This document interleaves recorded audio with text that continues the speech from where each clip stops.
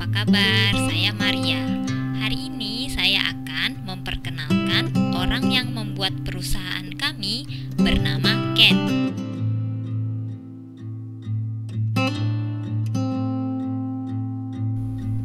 Apakah Ken bisa bahasa Indonesia? Kenapa Ken datang ke Indonesia? Kenapa Ken memulai bisnis? Ken orang yang bagaimana? Pertanyaan semua orang seperti itu dengan video ini mungkin bisa sedikit terjawab. Jadi silahkan menonton. Mungkin ini akan jadi video yang panjang, tapi tolong tonton sampai akhir ya. Dan juga mungkin tidak menarik menonton kehidupan Ken saja. Jadi Ken juga akan kasih tahu resep yang bisa dimasak dengan mudah untuk para pria yang tinggal sendiri di Indonesia. Silahkan menikmati video ini.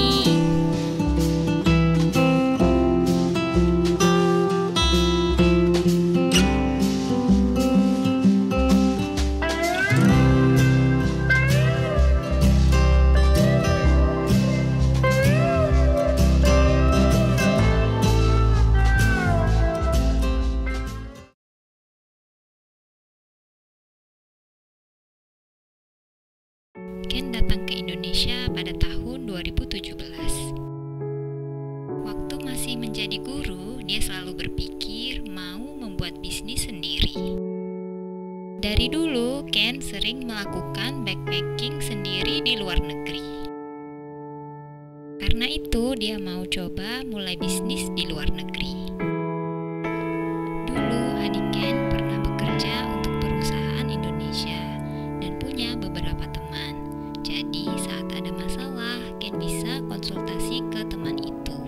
Itulah alasan Ken memilih Indonesia. Waktu pertama datang, Ken pikir mau impor dan ekspor tuna untuk bisnis. Karena tidak ada ide, dia tidak bisa memulainya. Akhirnya, Ken jalan-jalan dan tinggal di Indonesia, tetapi tidak bisa menemukan rencana bisnis. Saat tidak ada yang bisa dilakukan itulah, Ken coba ikut belajar gratis di sekolah bahasa yang terkenal di Jakarta. Waktu mengikuti pelajaran di sekolah itu, Ken sangat terkejut. Mereka terus bicara, ikuti saya atau catat yang ditulis guru di papan tulis. Ken pikir tidak akan bisa bicara bahasa Indonesia dengan cara seperti ini. Karena Ken adalah guru, dia tidak puas dengan lesson itu. Jadi dia pikir kalau bisa lesson yang lebih dari ini akan lebih bagus. Pada saat itulah ide membuat MHI muncul. Tetapi dia tidak punya teman dan tidak bisa bahasa Indonesia dan tidak tahu cara membuat perusahaan.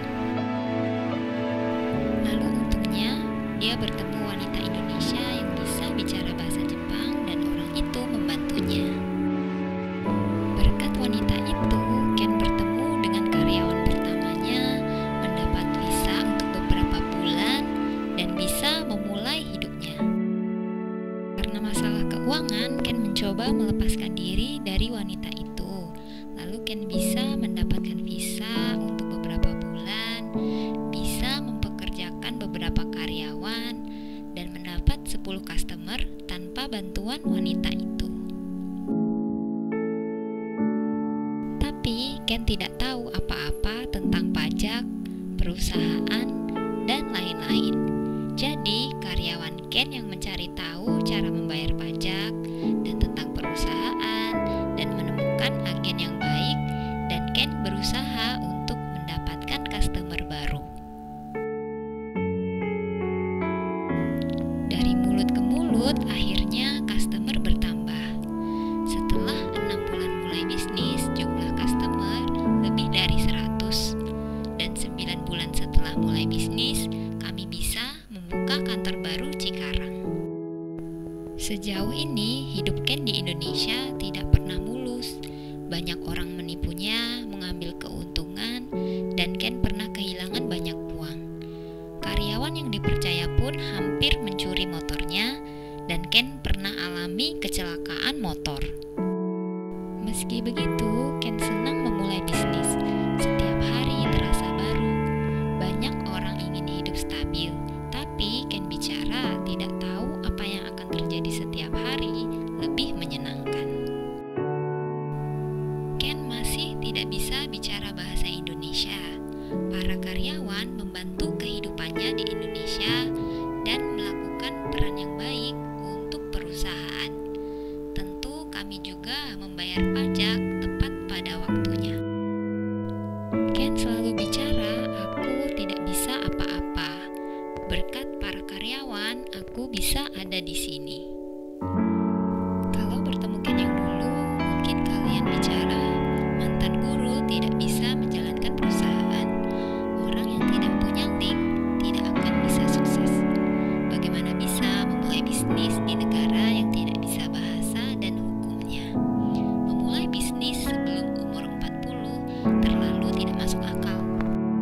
Tapi Ken sudah buat perusahaan dan tinggal di Indonesia selama 4 tahun. Ken datang ke Indonesia sendiri dan sekarang punya 12 karyawan. Aku pernah bertanya ke Ken rahasia untuk sukses. Lalu Ken bicara, lakukan segera tanpa berpikir kamu bisa atau tidak dan coba sampai sukses. Di masa depan mungkin ada kerugian seperti corona menyerang lagi dan perusahaan bangkrut. Lalu kamu akan bagaimana? Ken tertawa dan bicara, aku berpikir untuk membuat warung dengan masakan Jepang. Dengan pemikiran itu, Ken bisa melanjutkan bisnis di luar negeri. Ken sangat tidak sabaran dan perfeksionis, dan dia terlalu merepotkan bagi orang Indonesia. Tapi karyawan yang tahan lama bisa mengerti Ken dan kadang-kadang bertengkar. Tapi bersama-sama kami bisa mengembangkan perusahaan. Kami mungkin akan terus mengalami kesulitan, tetapi kami mau mengembangkan perusahaan sambil membantu Ken.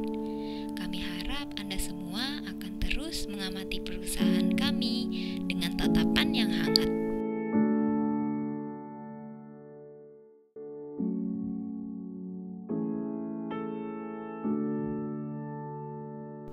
Apakah video hari ini menarik? Jangan lupa ya, kami akan upload video setiap hari Selasa dan Jumat. Kami harap Anda semua senang menontonnya. Sampai jumpa.